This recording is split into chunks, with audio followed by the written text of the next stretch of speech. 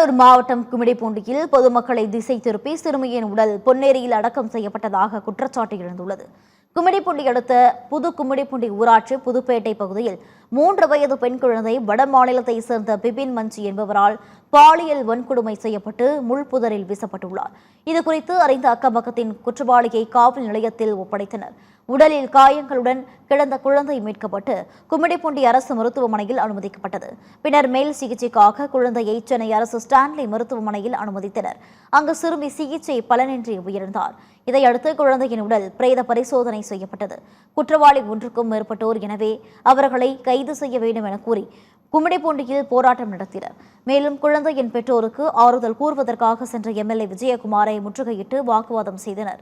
இந்நிலையில் குழந்தையின் உடல் பொன்னேரியில் உள்ள சுடுகாட்டில் அடக்கம் செய்யப்பட்டது.